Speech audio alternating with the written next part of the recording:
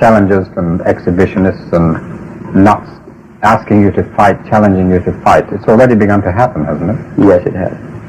How do you deal with it?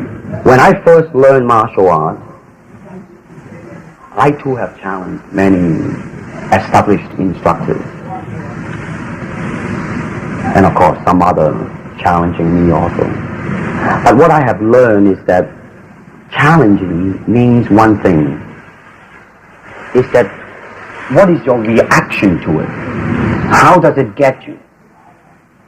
Now, if you are secure within yourself, you treat it very, very, very lightly. Because you ask yourself now, am I really afraid of that man? Or is that man, do I have any doubt within me that he's going to get me? But if I do not have such doubt, and if I do not have such fear, I would certainly treat it very lightly, just as today the rain is going on strong, but tomorrow maybe the sun is going to come out again. I mean, it's like that type of a thing. Of course, they can't lose by challenging you. Even if they lose, they get the publicity of being a guy who actually fought. Well, let's face it. I mean, in Hong Kong, can you have a fight? I mean, a no-hold-bar fight. Is it a legal thing? It isn't, is it?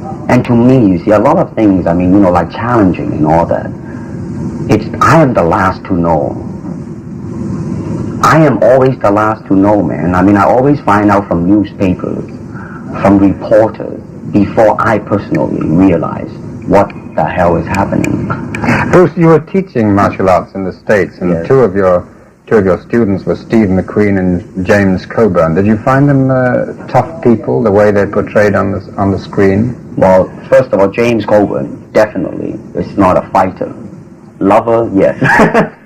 I mean, he's really a super nice guy. I mean, not only that, he's a very peaceful man.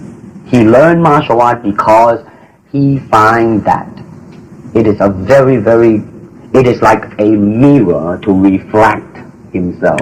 You know what I mean? I mean, like, I personally believe that all type of knowledge, I don't care what it is, ultimately means self-knowledge. And that's what he is after. Now, Steve is very uptight. Steve is very high-strung, you know. Now, Steve, he can be a very good martial artist. But I hope that martial art would cool him down a little bit. Maybe make him a little bit more mellower and be more peaceful, like Jim. Did it achieve that, his time with you? Did you feel that perhaps he learned something from you? No, definitely not yet. First, because of shooting schedule and all that, I mean, he cannot have it on a regular basis. And secondly, he is still on the level right now of enjoying it as an excitement, like his motorcycle and his sports car, you know.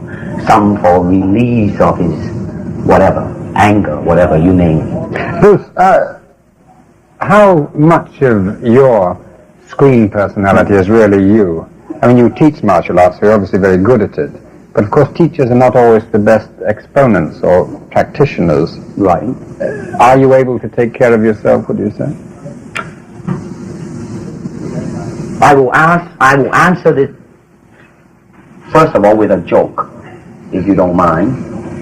Oftentimes people come up and say, hey Bruce, are you really that good? I said, well, if I tell you I'm good, probably you will say I'm boasting. But if I tell you I'm no good, you know I'm lying. But, alright, going back to be truthful with you. Let's just put it this way. I have no fear of opponent in front of me. But I'm very self-sufficient. That they do not bother me. And that should I fight, should I do anything, I have made up my mind, and that's it, baby. You better kill me before.